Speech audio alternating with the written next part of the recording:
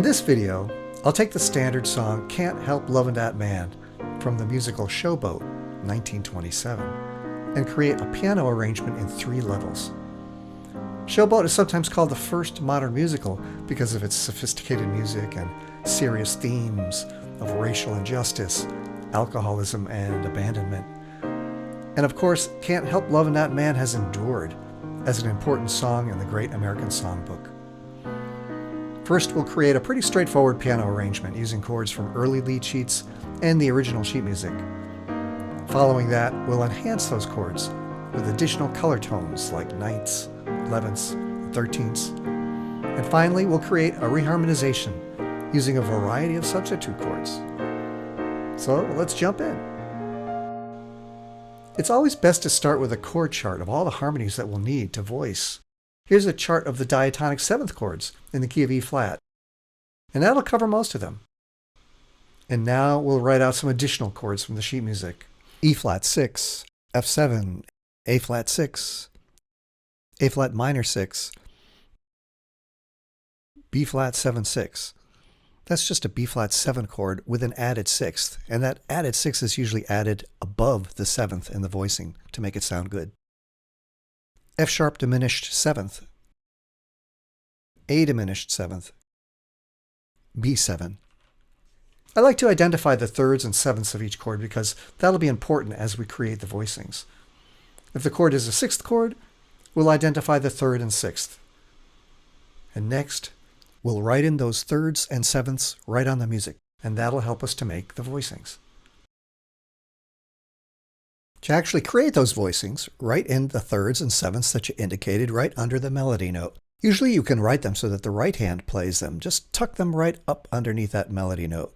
Sometimes you'll end up doubling one of the notes of the chord, and that's okay, especially if you're trying to fill in a space between what you're writing in the right hand part and the left hand part. And for the left hand, generally you are writing the root tones. If it's more convenient to get one of the pitches, the 3rd or the 7th, in the left hand, because it's easier to play, go ahead and do that. And also feel free to thicken the voicing a little bit if you'd like to by adding the 5th of the chord, as you can see we did there with the C minor 7.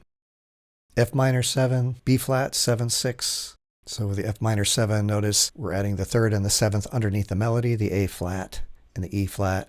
And for the B flat 7 6, the 7th is A flat, the 3rd is D, and that added 6th, the G, should be placed above the 7th, the A flat, to make that voicing sound good. We'll continue along the same way with this whole arrangement, just adding 3rds and 7ths beneath the melody note, freely adding 5ths if we want to thicken up the voicing, and feeling free to double pitches if it seems to help in filling up the space. I think we can go ahead and play this now to see what it sounds like.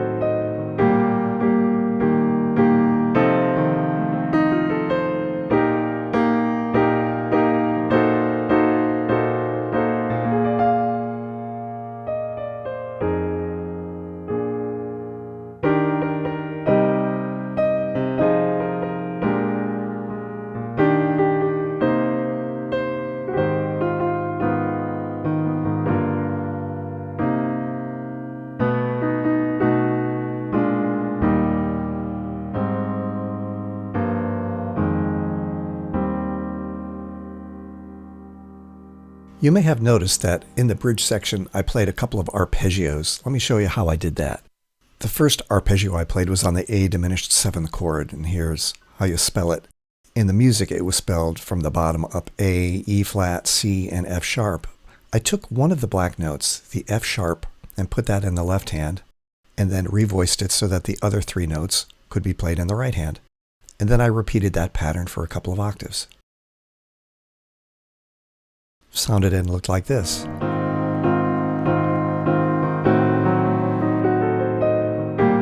Then I did a similar thing to the F7 chord.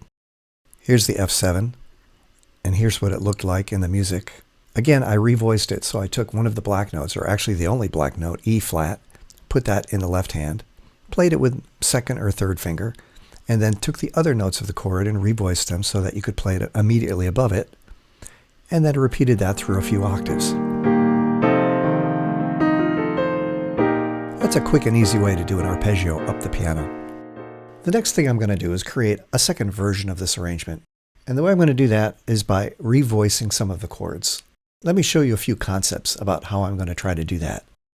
Let's say, for example, you have a major 7 chord with an added 9th and an added 13th. One of the things pianists like to do is revoice the notes so that instead of hearing them in thirds, they are revoiced in fourths.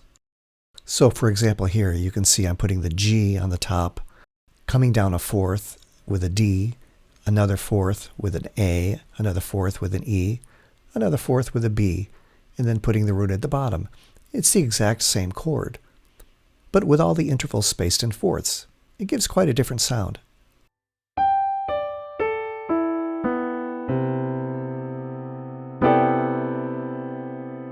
It's also possible to put that C, the root tone, up an octave to make the voicing a little bit easier to play. Likewise, we can do this with a minor chord, a minor 7th chord built to the 9th and the 11th. This time we'll spell from the bottom up, starting with C, up a fourth to F, up a fourth to B flat, and up another fourth to E flat. We've got some nice fourth intervals there.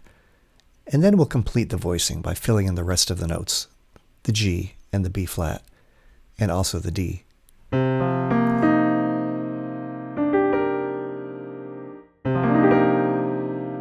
Here's another way to do it. Spell it from the top down in fourths, C down to G, down to D, and also from the bottom up, C, F, B flat. We've covered just about all of the notes of the chord that way. We'll just have to add one more note, the E flat.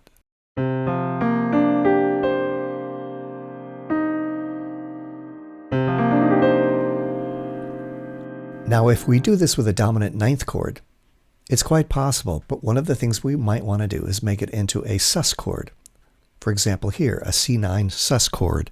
So instead of the E, which is the 3rd of the chord, we'll replace that with the F, the 4th of the chord. In many musical examples, that F actually does move back to the E, so that the C9 sus eventually goes back to C9.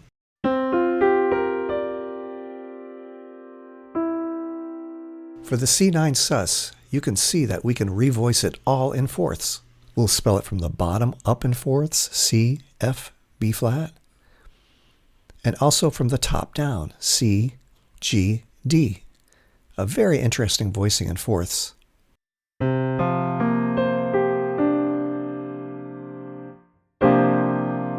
From there, we can resolve the chord from C9 sus just to C9 by lowering just one pitch, the F, to the E natural.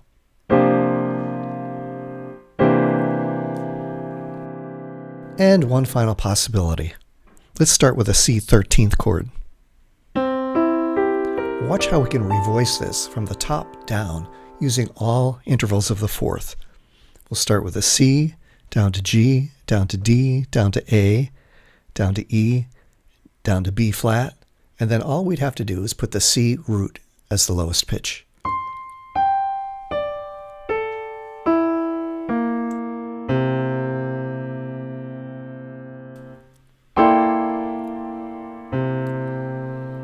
Okay, now it's time to build a second version of our arrangement using some of these concepts.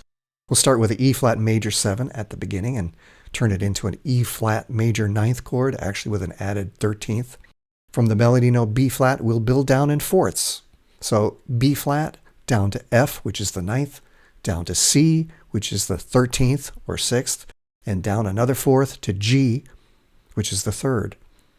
And from there, we can pretty much finish the voicing out by adding the root, the E flat, and the D, the 7th, down below. For the C minor 7, we're also going to build it by trying to create fourth intervals down from the melody note. So E flat, down to B flat, down to F. That gives us the 7th and the 11th. And then we can fill out the rest of the notes there in the left hand.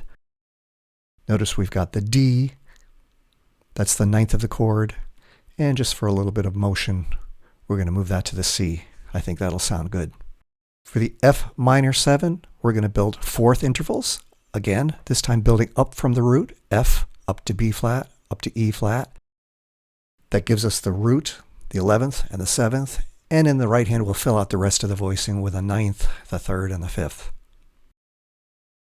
For these next few chords, we're going to pretty much keep them the same way they were in the first arrangement. The B flat 7/6 includes the 6th interval, which, as we talked about before, is best voiced above the 7th.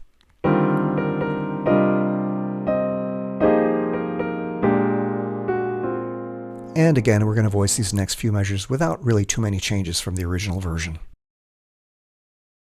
Here are a few passing tones for the C minor 7. Notice we introduced the 11th and the 9th that lead nicely to the A flat major 7.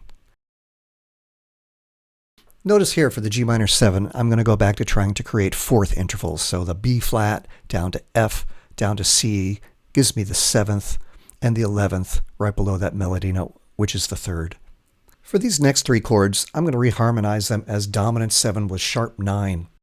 So this one, C7 sharp 9, which is a C7 chord, C, E, G, B flat, with a sharp 9, D sharp, here spelled as E flat because that's the melody note. The sharp 9th adds a nice little bluesy tension. I think that'll make a nice little change here for the end of this phrase.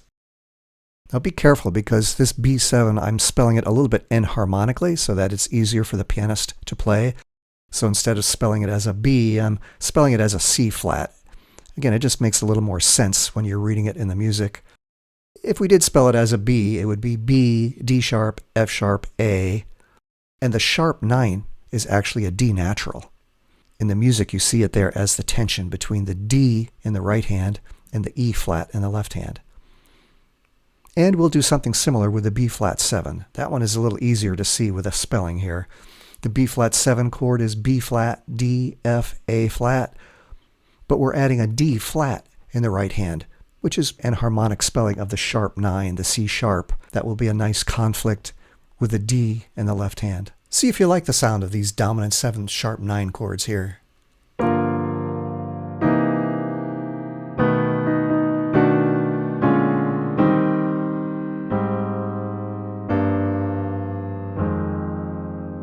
We're really not going to make too many changes in these next few measures, the first few measures of the bridge.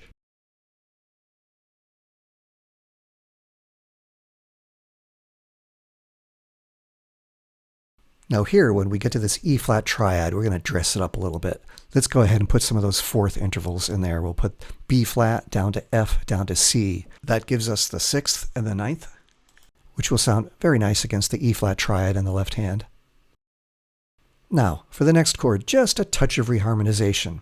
Instead of the B flat 7 here and then going F minor 7, B flat 7, we're going to reharmonize that as an F9 sus chord going to B flat 9 sus. I don't know if you recall those voicings for those 9 sus chords are pretty interesting with fourth chords.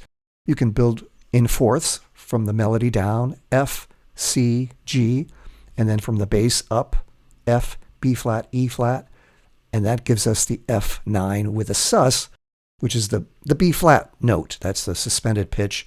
And notice I'm going to resolve the B flat down to A so that the chord then becomes F9. Oh, and I'm going to also add a little flat on the G. That'll make it a flat 9. We'll do something similar here. For the B flat chord, we'll call that a B flat 9 sus. So spelling from the melody down, the B flat, F, C, that gives us the root, the 5th and the 9th. And in the left hand, spelling fourths up, B flat, E flat, A flat. The E flat is the sus note. And we'll let that E flat resolve down to the D, so that B flat 9 sus resolves to B flat 9. And that'll make a nice little turnaround to get us back to the beginning. And the ending, we're not going to make any changes at all. Let's give it a listen.